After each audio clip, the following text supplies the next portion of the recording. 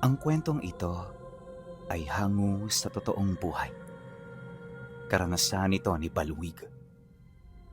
Taong 1974, Carabalan, Negros Occidental.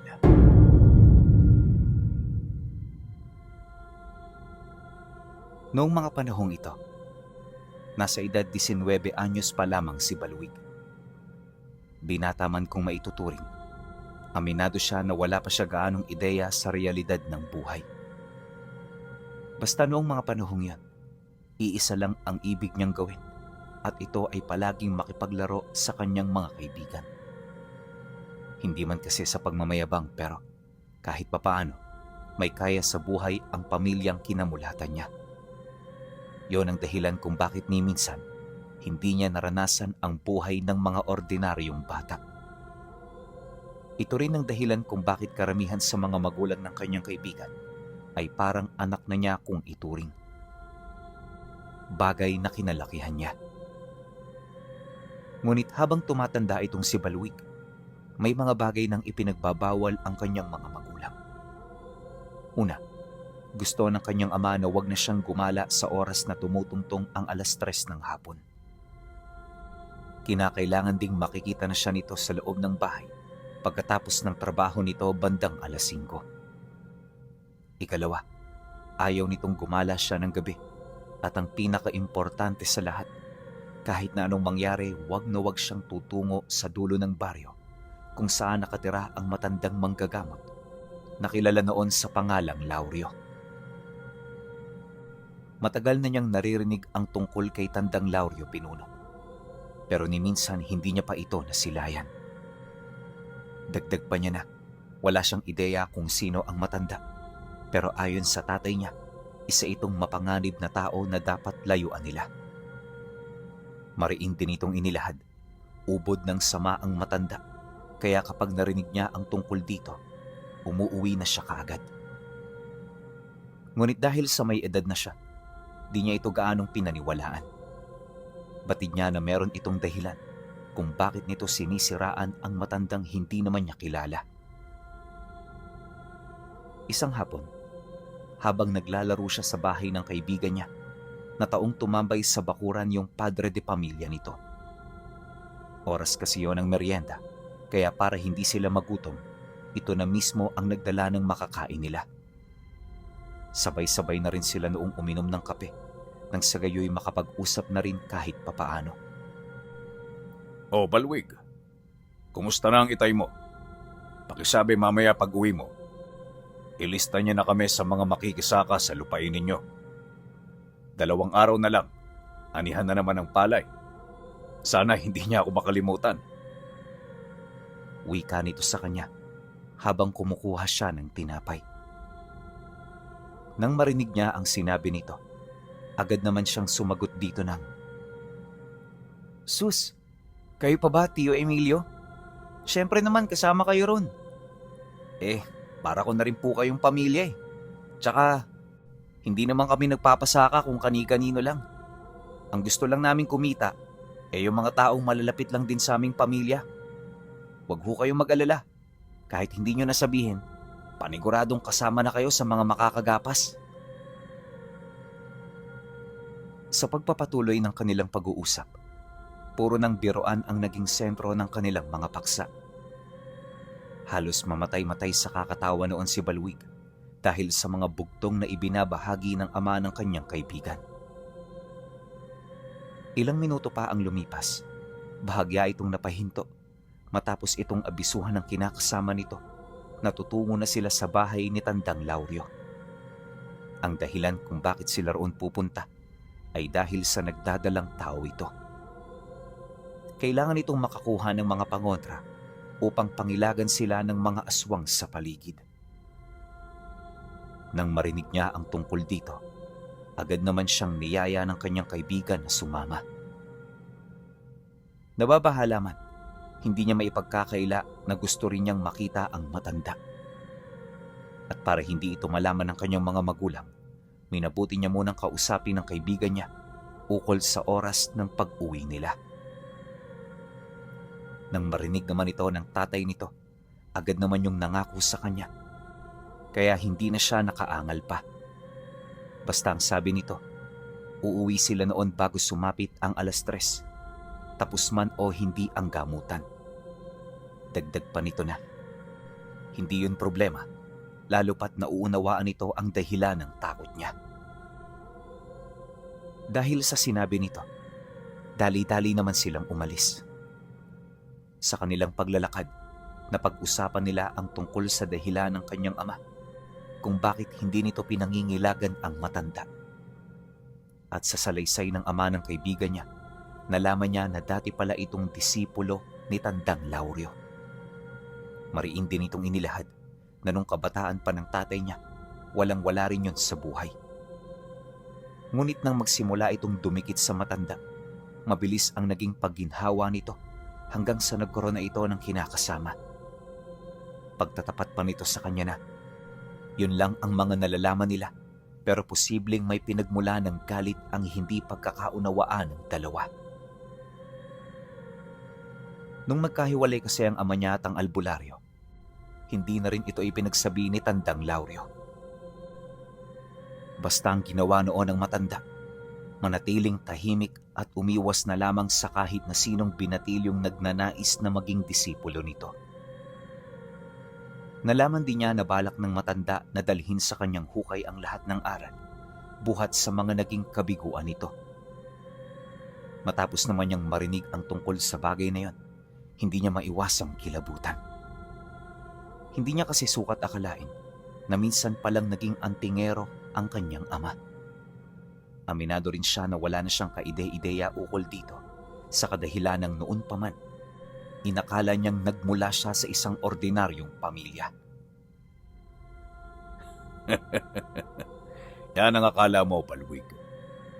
Hindi mo ba alam na nung binatay ang tatay mo, halos iwasan niya ng lahat ng aswang dito? Sa ngayon, makikita mo siyang ordinaryong tao na lang. Pero duda ko, nagsasagawa pa rin niya ng mga ritual at dasal para mapalakas at mapanatili ang lahat ng kanyang mga karga. Subukan mong manmanan ng tatay mo kung gusto mong mapatunayan ang lahat ng sinasabi kong ito. Matapos nitong magsalita, nakiusap ito sa kanya na huwag sasabihin sa tatay niya ang mga pinag-usapan nila. Siyempre, bilang masunuring bata, sumang-ayon naman siya. Basta ang nais niya noon, malaman ng lahat-lahat tungkol sa mga lihim ng kanyang ama. Makalipas ang kalahating oras na paglalakad, marami siyang nalaman ukol sa buhay binata nito. Di man kapani-paniwala ang iba, may kutob siya na totoo ang mga sinasabi ng ama ng kaibigan niya. Bagay na siya namang naging daan upang magdesisyon siyang kumprontahin ng matandang manggagamot sa unang pagkikita nilang dalawa. Pagdating nila sa bahay ni Tandang Lauryo, nadatnan nila itong nagpapausok ng balat ng nyug. Abala rin ito sa paggawa ng tabako, kaya hindi sila nito basta-bastang napansin. Ayon kay Balwig, na sa dulo ng baryo, nakatirik ang tahanan ng matanda sa isang malinis na patag na pinalilibutan ng matatandang puno. 2 palapag ang bahay nito, na kung saan tirahan niyo ng kanyang asawa at isang anak na may kakaibang karamdaman sa katawan. Ayon sa kanya, sa sobrang tindi ng sakit ng bata, hindi na nito makilala ang sarili nitong mga magulang. Naglalagi rin yon sa 2 palapag at sa loob ng 6 na taon, hindi pa yon lumabas ng bahay. Dahil dito, kung kaya't matinding pag-iingat ang ginagawa ni Tandang Lauryo. Palagi rin itong inaabisuhan ang mga nagpapagamot na magdahan-dahan sa pagsasalita kapag nakapasok na sila sa loob. Pagkarinig nila sa sinabi ng matanda, di na sila umimik. Basta ang ginawa nila ng kaibigan niya, pasimpleng pagsunod sa mga bilin ng ama nito. Ilang minuto pa ang lumipas, nagsimula na ang gamutan. Habang nagdarasal ang matanda, bitbit ang isang lumang kandila, nakatingin lang naman sila sa isang sulok. Walang imikan dahil ang bawat isa gustong masaksihan ang kapasidad ng matanda. Maya-maya pa, nang mahilot na nito ng bahagyaan siya ng asawa ng ama ng kaibigan niya. Tsaka pa lamang ito inabutan ng mga pangontra. Nung makuha na ito nila Emilio, agad naman itong nagbigay ng abuloy habang nagpapasalamat dito. Matapos nun, isiningit na rin siya nito sa matanda upang ipakilala. Nang marinig nito ang pangalan ng kanyang ama, dahan-dahan naman yung napatitig sa kanya. At bago pa man siya makapagsalita, nagulat na lamang siya nang kaharap na niya ito. At pagpang-abot ng tingin nila ni Tandang Lauryo, mahinahon itong nagwika sa kanya ng, Alam mo ba kung ano ang kasalanan ng tatay mo? Sino ang may sabi sa iyong pwede kang pumunta rito?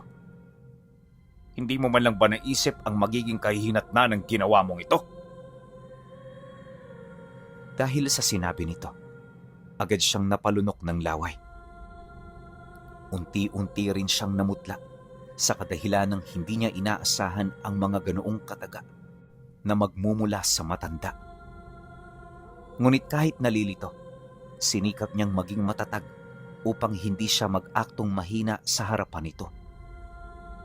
Maya-maya pa, pagbaba ng tensyon sa pagitan nilang dalawa, sumagot siya rito ng, Hindi ko naman ho siguro kasalanan ng tatay ko sa inyo. Kaya ho ako pumunta rito dahil gusto kong malaman ang katotohanan sa likod ng paninira sa iyo ng aking ama. Alam ko na hindi totoo ang mga bagay na sinasabi niya tungkol sa inyo. Kaya ho ako na mismo ang sumangguni para malaman ko ang katotohanan sa likod ng lahat ng mga maling alegasyon laban sa inyo. At naniniwala ho ako, kailanman ay hindi kasalanan ng isang bata ang kasalanang dinadala ng kanyang ama. Pagkarinig ng matanda sa sinabi niya, bahagya itong natigilan. Hindi kasi nito may pagkakaila na totoo ang lahat ng bagay na sinasabi niya. Kaya naman para magkaroon sila ng maayos na usapan, ito na rin mismo ang unang kumalma sa naging girian nilang dalawa. Ayon kay Balwig, na sa tono noon ang matanda, para ba siya nitong sasakalin kung sakali mang hindi nito magugustuhan ang kanyang mga sasabihin. Mabuti na lang talaga, naging bukas at kalmado ang kaisipan niya, kaya hindi siya kaagad nadala ng galit. Dahil dito, kung kaya't nagkaroon na siya ng pagkakataon para makapagpaliwanag. Tahimik lang naman noong nakinig ang matanda. Pilit na iniintindi ang mga bagay-bagay na kanyang sinasabi. Maya-maya pa, nang marinig na nito ang kanyang parte, dito na ito nagsimulang magkwento sa kanya. Maganda ang naging simula namin ng tatay mo. Aminado ako na ang iyong ama ay isang talentadong antingero. Pero dahil sa kanyang ambisyon, nawala ang lahat ng iyon. Paunti-unti, mas nahumaling siya sa mga temporal na bagay kaysa sa karunungan na aking dinadala at tinatamasa.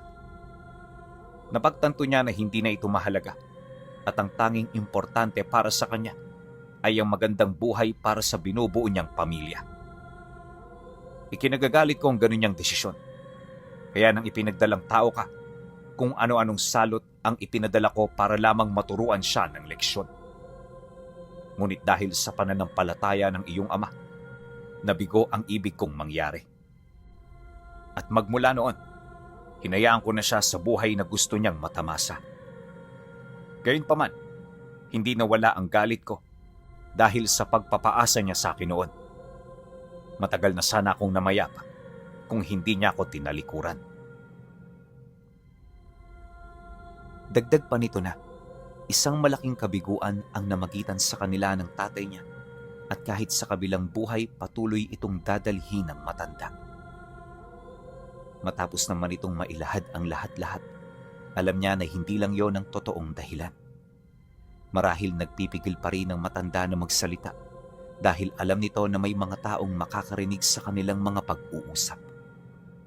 Kaya imbis na ibulgar ang lahat, pinili nitong maglihim nang sa gayoy manatiling sikreto ang mga bagay na ayaw nitong ipaalam sa ibang tao. Dahil dito, kung kaya't hindi na siya nagtanong pa. Ito na rin ang naging hudyat nila para umuwi sa kani-kanilang mga tahanan. Ngunit nang akmang aalis na sila, inabisuhan siya ni Tandang Lauryo na bumalik kapag meron siyang libreng oras. Nang marinig naman niya ang sinabi nito, tumangulang naman siya hudyat ng pagsang-ayon. At magmula noon, naging madalas na ang pagkikita nila ng matanda. Dito na rin siya nito nakausap ng masinsinan, kung saan dito niya nalaman na ang tatay niya pala ang pinagmula ng karamdaman ng kaisa-isahan nitong anak. Dahilan para magalit ito ng husto sa kanyang ama at sa kanilang pamilya. Personal na rin itong humingi ng tawad sa kanya dahil sa pagtatangka nito sa buhay niya noong sanggol pa lamang siya. Ngunit nang marinig niya ang tungkol dito, minarapat niya na wag na lamang itong pagtuunan ng pansin. Bukod kasi sa wala pa naman siya noong kamuwang-muwang, nauunawaan din niya ang pinagmumula ng galit ng matanda. Kaya sa halip na makaramdam ng puot, pinili na lamang niya itong patawarin at tanggapin. Sa loob ng isang buwang palihim nilang pag-uusap, marami siyang nalaman. Dito na rin ipinakita sa kanya ng matanda ang isang mahiwagang balon na siyang pinagkukunan nito ng mga mutya at agimat. Ayon kay Tandang Lauryo, tuwing kabilugan ng buwan, nagluluwa ito ng mga karga. Yun nga lang, ang kaakibat nito ay pagiging mabango sa hanay ng mga aswang. Dagdag pa ng matanda na, kinakailangan niyang makipaglaban para lamang makuha ang iniluluwang mutya ng balon. Halos buwan-buwan niya itong ginagawa para makapag-ipon at para na rin maghanap ng lunas sa karamdaman ng kanyang anak. Nang marinig niya ang sinabi nito, di siya nag-alangang sumama. Batid niya na ito nag-iisang paraan para mamulat siya sa lihim na karunungan. Aminado rin siya na gusto niyang makakita ng mga aswang at mga agimat na sinasabi nito sa kanya. Pagkarinig naman ng matanda sa kanyang ibig, tumawa lang naman ito habang sumasagot sa kanya ng, Kung gusto mong isama kita, gumawa ka ng paraan para makausap ko ang iyong ama. Dapat tayong tatlo lang para mailahad ko ang mga bagay na matagal ko nang kinikimkim sa kanya. Alam kong magagawa mo ito at nasisiguro ko rin sa pamamagitan mo, mangyayari ang mga binabalak ko. Sige ho, Tandang Lauryo. Susubukan ko hong kumbinsihin si Itay. 3 araw bago sumapit ang kabilugan ng buwan, naisagawa naman niya ang mga binabalak ng matanda. Nung malaman ito ng tatay niya, hindi ito nagdalawang isip na sumang-ayon sa ibig niyang mangyari. At kagaya ng inaasahan, malugod itong pumunta kasama niya sa lugar kung saan balak makipagkita ng matanda. Pagdating nila roon bandang 2:00 ng hapon, 2 oras pa ang hinintay nila bago ito magpakita sa kanila. Nung masipat na nila yung naglalakad, napansin niya ang pagiging tahimik ng kanyang ama. Nakatutok na lang ang mga mata nito sa matanda na para bang may kung ano itong ikinakabahala. Pagharap naman ng dalawa, biglang nanlaki ang mga mata niya nang masipat niya itong mabilis na sumusugod sa kanyang ama. Pagpang-abot ng dalawa, agad itong humugot ng itak, ganun din ang tatay niya. Dahil dito, kung kaya't ilang minuto silang nagbuno hanggang sa unti-unti yung napadistansya sa bawat isa. Paglapit ng kanyang ama sa kanya, nasipat niya ang malaking hiwa sa may bandang balikat nito. Bagaman malalim ang sugat, kapansin-pansin ng kawalan nito ng pakialam. Sinusubukan niya pa itong kausapin pero mas pinipili nitong patahimikin siya kesa sumagot. Nang mapagtanto naman niya ito, tahimik na lang din niyang pinagmasdan ng mga susunod na kaganapan. Ayon sa kanya, pagkatapos ng duelo, nagkausap ang dalawa. At kagaya ng inaasahan, lahat ng hinanakit ng matanda, buong galit nitong ipinagtapat sa tatay niya. Nung marinig naman ito ng kanyang padre de pamilya, wala itong nagawa kundi ang mapayuko habang humihingi ng tawad.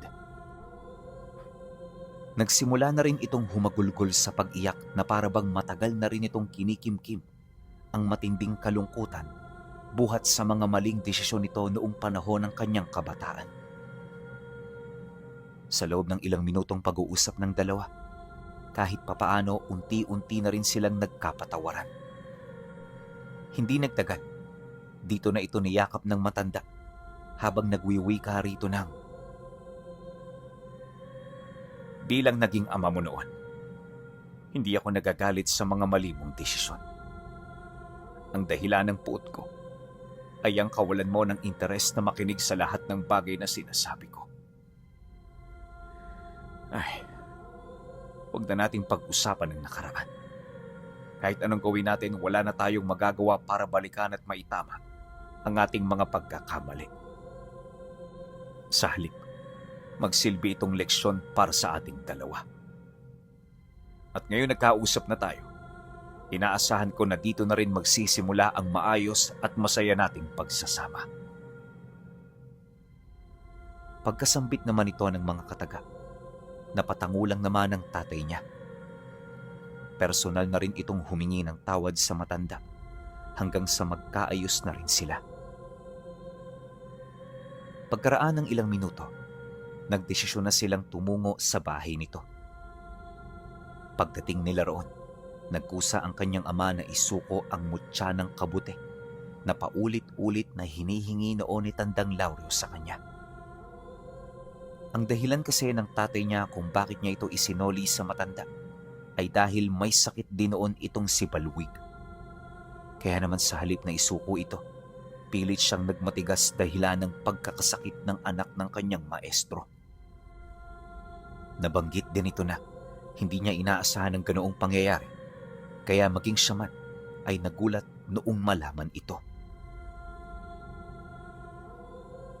Subalit dahil sa galit ng matanda, hindi na siya nagpumilit na ibalik ang mutya. At ang tanging ginawa niya, maghintay ng tamang pagkakataon na muli silang magkausap at magkaayos. Dagdag pa nito na, kaya nito pinapaiwas ang kanyang mga anak sa kanyang maestro ay dahil sa takot na baka maghiganti ito. Ayaw ng tatay niya na muli silang magkasakitan, kaya para hindi na ito mangyari pa, sila na lamang ang umiwas. Matapos naman itong mailahad ang mga bagay-bagay, tsaka pa lamang sinimula ni Tandang Lauryo ang ritual sa panggagamot sa kanyang anak. Di man naging madali ang proseso nito. Batid ng matanda sa tulong ng mutya na isinoli sa kanya, magiging posible na ang lahat ng ipinagdarasal niya. Makalipas ang ilang oras na panggagamot, nakita na nila itong dahan-dahang bumababa mula sa ikalawang palapag ng bahay. Paglapit nito sa kanila, tahimik naman itong umupo sa kanilang harapan habang napapabuntong hininga. Hindi ko masabi kung gaano ako natutuwa ngayon. Ay, sa ilang taon na panunubok kong gamutin siya, ngayon lang ako nagkaroon ng pag-asa. Akala ko noon huli na ang lahat, pero hindi pa pala. Napakabuti talaga ng ating Panginoon. Bungad na wika nito sa kanila. Nang marinig naman ito ng tatay niya, agad naman yung sumagot dito ng, "Tama ho kayo, Tandang Lauryo. Pagpasensyahan niyo na ako at pinaghintay ko pa ng ganito katagal ang anak ninyo. Pero wag ho kayong mag-alala. Tutulong ako sa lahat ng pwede kong maitulong. Basta ho sabihin niyo lang at hanggat kaya ko, hindi ako mag-aalangan." Ay, wag mo na munang isipin yan. Gagaling na ang anak ko sa tulong ng mutsyang isinoli mo. Huwag kang mag-alala. Mahaba-haba pa ang buhay nito. At alam ko, darating ang panahon na magkakaroon siya ng kaligayahan sa tinatamasa niyang buhay sa pangkasalukuyan. Nga pala, nakapangako ako sa anak mo na ipapakita ko sa kanya ang aking pamamaraan sa pagkuha ng mutya. Alam mo naman kung paano ito, hindi ba? Ayos lang ba yun sa'yo? Sagot naman ng matanda. Nang marinig naman ito ng kanyang ama, hindi naman yun tumutol. Nagdesisyon din itong sumama sa kanila. Gawa ng kahit papaano aminado ito na nangungulila siya sa ganoong uri ng buhay. Pagkarinig naman ni Tandang Lauryo sa sinabi ng kanyang ama, hindi naman ito tumutol sa ibig nitong mangyari. Ilang minuto pa ang lumipas, nagpasya na silang umuwi. At sa pagsapit ng araw ng kabilugan, maaga pa silang dumayo sa bahay nito. Batid ng kanyang ama na hindi madali ang mga gagawin nila, kaya pansamantala isinarado na muna nito ang lahat ng kanilang negosyo. Mula alas 7 ng umaga hanggang alas 3 ng hapon, wala silang ibang ginawa kundi ang magdasal ng magdasal. Iniwasan din nilang kumain ng kahit na ano bilang parte ng kanilang panata at sakripisyo. Kinahaponan, sabay-sabay na silang tumungo sa isang maliit na balon. Ilang metro lang ang layo sa bakuran ng matanda. Napapalibutan ng damo ang paligid nito at kapansin-pansin ang mga halamang namumuhay sa ilalim nito. Basta, sa unang tingin masasabi mo talagang kalikasan ng gumawa ng balong yon. Kaya kahit wala siyang kaalaman pagdating sa lihim na karunungan, hindi niya maipagkakaila ang hiwagang taglay nito. Habang unti-unting lumalalim ang gabi, naging abala sila sa paglagay ng mga sulo sa paligid. Nagsimula na ring magsambit ng mga dasalang matanda na parabang may kung ano itong inihahanda. Kalaunan, pagtama ng liwanag ng buwan sa balon, dito nila narinig ang atungal ng mga aswang ilang kilometro ang layo sa kanilang kinaroroonan. Bagaman ubod pa ng layo ang mga ito, batid ng tatay niya na minuto lang ang kinakailangan itong gugulin para makalapit sa kanila. Ilang segundo pa ang lumipas, bahagya naman siyang napatitig sa balon dahil sa kakaibang liwanag na nagmumula sa ilalim nito. Hindi niya mawari kung saan ito nagmumula, pero base sa kanyang mga nakikita, marahil ay nilikha ito ng mga halaman sa ilalim. Pagsilay naman niyang lumalapit na rito ang matanda, pasimple naman siyang sumunod hanggang sa makita niya sa ilalim ng balon ang isang mahiwagang talulot ng bulaklak na unti-unting namumukadkad habang binabalot ng liwanag. Nang masipat naman ito ng matanda, ipinagpatuloy nito ang pag-uusal hanggang sa mapansin nila ang dahan-dahan nitong pagpaibabaw sa tubig. Maya-maya pa, nang akmang lulutang na ito sa itaas, bigla namang napasigaw ang tatay niya dahil sa dami ng mga aswang na sumukol sa kanila. Pagsilay naman niya sa mga ito, agad siyang napalapit sa matanda habang pilit na pinipigilan ang panginginig ng tuhod niya. Sa sobrang dami kasi ng mga ito, hindi niya maipagkakaila na lumagpas yun sa kanyang akala. Ang naisip niya kasi noon, nasa 3 o 5 aswang lang ang susugod, kaya naman naging kampante siya. Di niya man lang naisip na daan-daan palang mga aswang at itim na engkanto ang makikipag-agawan sa aahong mutya. Pagramdam naman ni Tandang Lauryo sa kanyang yakap, napangiti lang naman ito habang nagwiwika ng, Bakit ka kakabahan? Gayong kasama natin ang tatay mo. Kumalma ka, Balwig. Manalig ka. At sa pamamagitan niya, makikita mo ang milagrong hindi mo inakala. Nang marinig niya ang sinabi nito, paunti-unti natutunan niyang ikalma ang kanyang sarili. Wala mang kasiguraduhan sa ginawa niya, natutunan niyang maniwala sa bawat salita ng matanda. Makalipas pa ang ilang minuto, hindi na siya gaanong kinakabahan. Wala na rin ang mga alalahanin sa kanyang sistema na parabang kumbinsido na siya na malalagpasan nila ang lahat ng bagay na kasalukuyang nangyayari. Maya-maya pa, pagsugod ng napakaraming aswang, nakita niya kung papaano sindihan ng tatay niya ang tabak na hawak-hawak nito. Pagbalot naman dito ng siga, bigla itong sumugod sa mga aswang, kasabay ng walang habas nito roong pagtataga. Bagaman pinagkukumpulan na ito ng mga nilalang, di ito alintana ng tatay niya na parabang subok na nito ang lahat ng kanyang mga karga sa mga ganoong uri ng sitwasyon. Sa loob ng 10 minutong pakikipaglaban, hindi man lang nito ininda ang malalim na hiwa sa balikat niya. Kapag kasi umuunday ito ng saksak, parang nagagamit pa rin ito ang kabuuang puwersa ng katawan niya. At sa pagpapatuloy ng pagdepensa nito, nagkaroon ng sapat na panahon ng matanda na makapagdasal sa balon. Hindi naglaon, dito niya nakita ang isang ugat na kulay asul. Paghawak dito ni Tandang Lauryo, may mga inusal lang itong mga katagaroon hanggang sa mapansin niya na nagkakabitak-bitak na ang mga lupa sa paligid nila.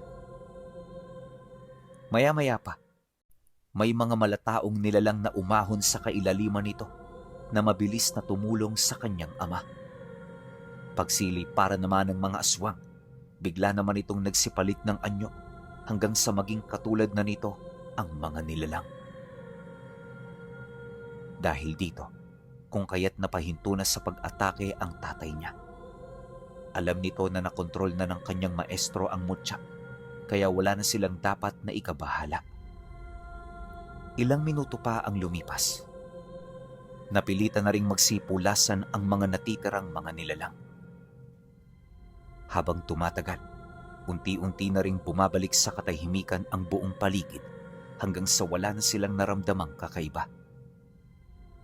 Maya-maya pa, dito na rin nila nakita ang pagkawala ng liwanag sa ilalim ng balon. Bumaba na rin sa ilalim nito ang bulaklak hanggang sa maglaho na ito sa kanilang mga paningin. Matapos ang mga kaganapan, bumalik na sila ng bahay nito na parabang walang nangyari. Magmula noon pinuno, sunod-sunod na ang naging pagsaksi ni Balwig sa buwan-buwang pagluwal ng mutya sa balon. Ayon sa kanya, hindi naman lahat ng mutya na iluluwa nito ay likas na makapangyarihan. Yung mga iba pawang mga pangkaraniwan lang. Kaya sa halip na itago, pinipili ni Tandang Lauryo na ibalik ito sa kalikasan. Dagdag pa niya na, ang mga kagaya ng mutya ng kabute ay halos inaabot ng 2 dekada bago ilabas ng